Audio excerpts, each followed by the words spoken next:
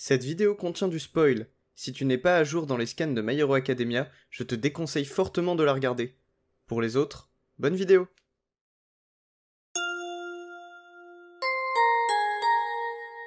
Bonjour à tous, c'est Saliste, et aujourd'hui on se retrouve pour la review du chapitre 304 de My Hero Academia. Mais avant de commencer, et si on changeait quelque chose? Voilà, c'est mieux. Maintenant, on va pouvoir rentrer dans la review. Générique.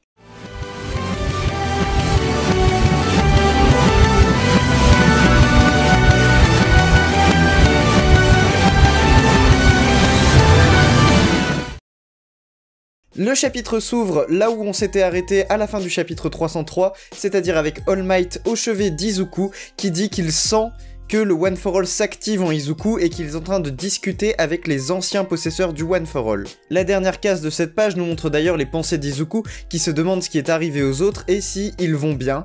Il pense notamment à certaines personnes en particulier, donc Grand Torino, Aizawa, Rock, Manual, Kachan, Togata Senpai, donc c'est-à-dire Mirio, Todoroki-kun, donc Shoto, Ryukyu, Ida, Endeavor et Ado Senpai. Enfin sur la page suivante, on voit Izuku debout devant tous les anciens possesseurs du One for All sans aucune exception, notamment le deuxième et troisième utilisateur qui sont au fond de la salle face à un mur. Izuku est devant les autres qui sont assis sur des chaises, notamment Toshinori Yagi, donc All Might, dont l'espèce d'aura est assise sur une chaise, mais on ne le voit pas lui clairement, probablement parce qu'il n'est pas encore décédé. Et l'on voit d'ailleurs le cinquième utilisateur Daigoro Banjo dire qu'ils ont besoin de discuter avant que Izuku se réveille. Tous les anciens possesseurs ont leur petit mot à dire à l'exception de All Might, du deuxième et du troisième possesseur, dont on peut voir la tête de dos en zoom, ce qui nous permet d'avoir quelques indices sur ce deuxième et troisième possesseur, mais je reviendrai là-dessus bien évidemment à la fin de la review, dans la partie analyse. Sur la troisième page, Izuku s'étonne du coup d'être en conversation avec tous les anciens possesseurs d'un seul coup, et on peut voir le tout premier possesseur du One for All qui dit qu'ils ont un peu plus de temps cette fois-ci. Il commence alors à expliquer ce qu'il s'est passé au sein du One for All lors des derniers mois. Il dit que celui-ci a commencé à voir sa puissance augmenter exponentiellement et qu'avec cette puissance qui augmente exponentiellement, les capacités et profils des anciens possesseurs ont commencé à se copier-coller dans le One for All, ce qui a permis à Izuku de pouvoir les utiliser et qu'avec le temps ils ont pu communiquer de manière plus simplement les uns avec les autres, et notamment avec Izuku. Daigoro Banjo fait une blague sur le fait que Izuku a toujours sa vie privée et qu'il ne faut pas qu'il s'inquiète, et réalise que Izuku n'a toujours pas sa bouche, et ne peut donc pas communiquer avec eux. Cependant, il est capable d'essayer de créer quelques sons, et notamment d'essayer de parler assez rapidement. On peut voir dans le chapitre qu'il essaye de dire certains mots, et que les anciens possesseurs sont capables de le comprendre, ce qui fait qu'il est quand même capable de communiquer avec eux malgré le fait qu'il ne peut pas formuler des phrases complexes avec des mots compliqués. Le quatrième utilisateur prend les devants et dit qu'il communiquera pour Izuku. On apprend que son nom est Shinomori Akage, et on peut voir qu'il a l'air d'être un très sympathique jeune homme. Il revient sur le fait que son alter, Danger Detection, a été activé lors du combat de Izuku contre Tomura Shigaraki, mais ne rentre pas dans les détails de comment son alter fonctionne plus précisément. On peut voir que Daigoro Banjo, donc le cinquième utilisateur, est très familier avec le quatrième. Ils ont eu le temps de bien se connaître avant de pouvoir se passer l'alter du One for All l'un à l'autre, du coup le quatrième vers le cinquième, puisqu'ils ont l'air d'être assez familiers l'un avec l'autre. On apprend aussi que c'était un ermite qui vivait dans les bois, selon donc toujours Daigoro Banjo, mais le quatrième utilisateur se justifie en disant qu'il n'était pas bizarre de vivre dans les bois à l'époque puisque c'était une époque très turbulente et donc les gens avaient besoin de se réfugier comme ils pouvaient loin de la civilisation, là où All for One était en train de régner en maître sur tout ce qui vivait. On peut voir d'ailleurs, fait très intéressant, que l'alter du quatrième utilisateur maîtrisé à la perfection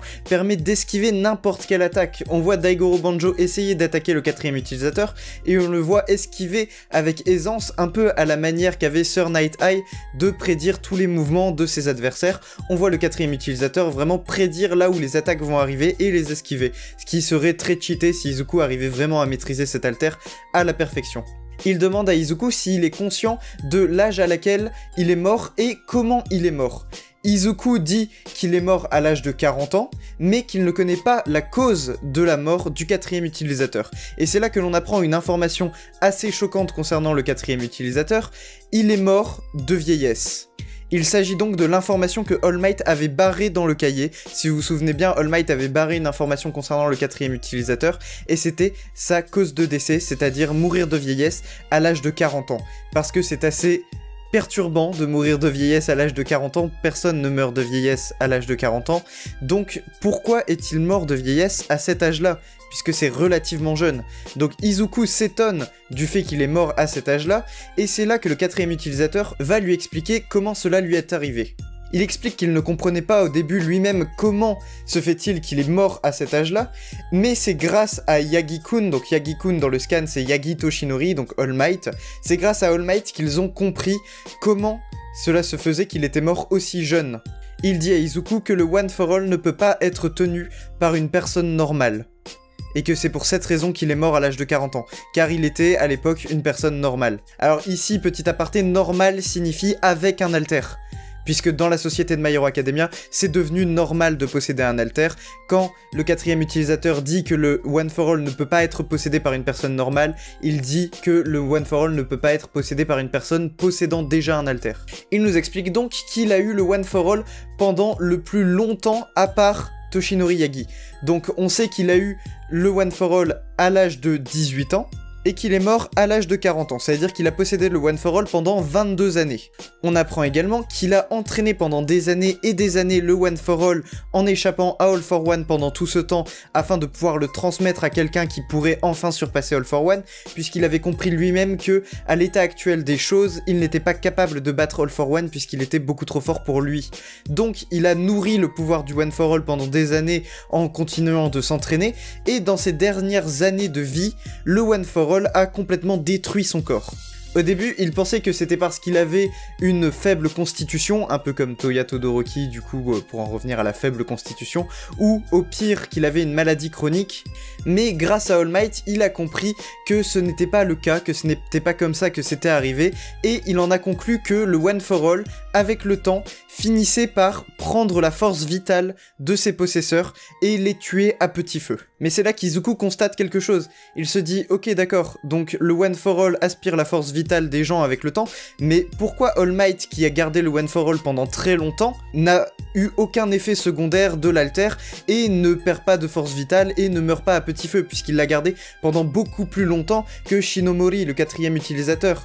Pour rappel, le 4e utilisateur l'a gardé pendant 22 ans, All Might l'a gardé pendant environ 40 ans. Le premier utilisateur prend donc la parole et explique que All Might, en apprenant que le 4e utilisateur était mort de vieillesse mais à l'âge de 40 ans, a compris que c'était à cause du One for All qui volait la force vitale et avait pensé que ce serait à cause d'une espèce de limite invisible qui est propre à chacun et qui constituerait la limite à laquelle le One for All commencerait à voler la force vitale des gens en fonction de leur résistance à l'alter, et pensait que lui avait une très bonne résistance à la Terre, et que c'était pour cela qu'il n'avait pas encore subi d'effets secondaires du One for All. On comprend également que c'est pour cette raison aussi qu'il l'a caché à Izuku, parce qu'il ne pouvait pas savoir si Izuku aurait une bonne résistance au One for All, toujours selon la théorie de All Might, hein. Et donc, pour ne pas le faire flipper, il lui a caché le fait que le One for All volait la force vitale de ses utilisateurs. C'est alors que le 4e utilisateur, à travers All Might, s'est posé la question, qu'est-ce que All Might a que moi je n'ai pas ? Et c'est là qu'il a réalisé, c'est là que Izuku réalise également, All Might est un sans alter. Le premier utilisateur confirme alors cette théorie et dit que c'est effectivement parce que All Might est un sans alter qu'il a réussi à tenir autant de temps avec le One for All sans recevoir d'effets secondaires.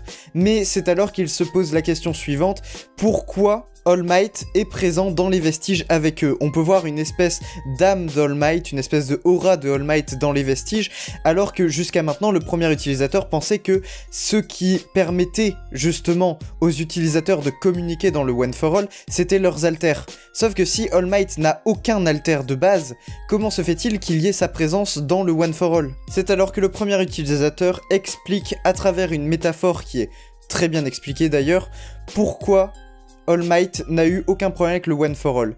Il explique que les gens nés avec un alter ont déjà leur verre métaphorique de rempli. Donc il faut imaginer un verre qui se remplit d'alter. Donc ceux qui naissent avec un alter ont déjà leur verre de rempli. En rajoutant le One for All et le One for All devenant de plus en plus puissant avec le temps, ce verre finit par casser ou déborder, c'est ce qui s'est passé avec le 4e utilisateur. Son verre a débordé et il est mort de vieillesse. Mais donc All Might étant né sans alter, il est donc né avec un verre vide, et le One for All a juste rempli ce verre. Sans déborder, sans le casser, c'est devenu, comme le dit le premier utilisateur, son alter naturel. Il conclut par dire que ceux qui ont donc le plus de potentiel avec le One for All sont ceux qui sont nés sans alter, tout comme Izuku. Et qu'ils ne peuvent plus prendre le risque de le donner à quelqu'un qui possède déjà un alter. Il faut que le One for All soit transmis à une personne qui est née sans alter. Cependant, le premier utilisateur fait la remarque suivante: avec les générations, les gens qui naissent sans alter sont de plus en plus rares, ce qui rend les futurs possesseurs, ou du moins les futurs potentiels possesseurs du One for All, de plus en plus rares. Daigoro Banjo prend la parole et dit que, en d'autres termes, Izuku est potentiellement, probablement, le dernier successeur du One for All. Alors bien évidemment, je vais faire une petite aparté là-dessus aussi, il ne dit pas que Izuku est le dernier possesseur du One for All, il dit que Izuku est potentiellement le dernier utilisateur du One for All. Cela vient éventuellement du fait qu'au moment où Izuku voudra passer l'alter, puisque celui-ci, s'il n'est pas tué avant, pourra vivre assez longtemps avec l'alter, puisqu'il ne sera pas limité comme le 4e utilisateur en mourant de vieillesse à l'âge de 40 ans, Izuku va probablement vivre aussi longtemps que All Might, voire plus longtemps, s'il ne se fait pas tuer par All for One avant, c'est ce qui veut dire qu'au moment où il va passer l'alter, les sans-alter n'existeront peut-être plus. Et c'est surtout ça qui fait de Izuku le potentiel dernier possesseur du One for All. C'est surtout une question de disponibilité. Enfin bref, sur la dernière case de la dernière page, on peut voir Nana Shimura qui dit à Izuku... Alors, je vais vous dire ce qui est écrit dans ma version anglaise. Il est marqué « Are you able to kill Shigaraki Tomura for me ?» Ce qui signifie « Es-tu capable de tuer Shigaraki Tomura pour moi ?» Or, dans la version japonaise, ce n'est pas ce qui est dit, c'est une erreur de traduction. Dans la version japonaise, c'est ce que Nana Shimura dit à Izuku, c'est « Es-tu capable de tuer Tomura Shigaraki ?» Ce qui n'a pas du tout le même sens. Parce que dans la version anglaise, on peut voir Nana Shimura demander à Izuku de tuer Tomura Shigaraki pour elle, alors que dans la version japonaise, et donc la version qu'il faut qu'on suive, la vraie version tout simplement, elle dit à Izuku, est-ce qu'il est capable, lui, en tant que personne, de tuer Tomura Shigaraki? C'est plus une question dans le sens, est-ce qu'il en est capable? C'est tout. Du coup voilà, on va passer à la partie analyse maintenant. Déjà, et comme je sais que vous attendez que ça et que vous voulez que j'en parle, parce que j'ai fait une vidéo là-dessus, le second possesseur ressemble à Katsuki. On va revenir là-dessus. Donc si on revient à la deuxième page du chapitre, on peut voir le deuxième ainsi que le troisième possesseur en face d'un mur. Alors, vu de loin, déjà, on constate que le deuxième possesseur possède des attirails aux mains qui ressemblent énormément aux gants de Katsuki, en plus d'avoir un costume légèrement similaire, et si on regarde du coup sa tête de dos, il a exactement la même coupe de cheveux que Katsuki. Donc ça pose problème dans le sens où, comment, pourquoi, quoi, qu'est-ce, est-ce que c'est vraiment Katsuki, est-ce que c'est pas Katsuki? Je vous avouerai que le problème est qu'on peut pas vraiment savoir, et qu'on a très envie de dire oui, mais en même temps on se demande tous comment, pourquoi, et est-ce que c'est possible? Du coup voilà, est-ce que c'est lui? Je ne sais pas. En plus il porte un jean. Rien à voir, mais du coup, quand on sait que Katsuki est admiratif de Best Jeanist, et c'est un peu l'élève de Best Jeanist constitue un peu ce que Grand Torino est pour Izuku, c'est-à-dire un mentor. C'est vrai que de le voir porter un jean, c'est peut-être même un hommage à Best Jeanist, on sait pas. Pour ce qui est du troisième utilisateur, pas grand chose à dire. Il me fait pas particulièrement penser à quelqu'un qu'on connaît déjà, donc je ne vais pas essayer de spéculer là-dessus, on n'a pas plus d'informations que ça. Enfin voilà, c'est tout. La grosse révélation de ce chapitre, en tout cas, c'est que seul un sans-alter peut supporter le One for All sur le long terme.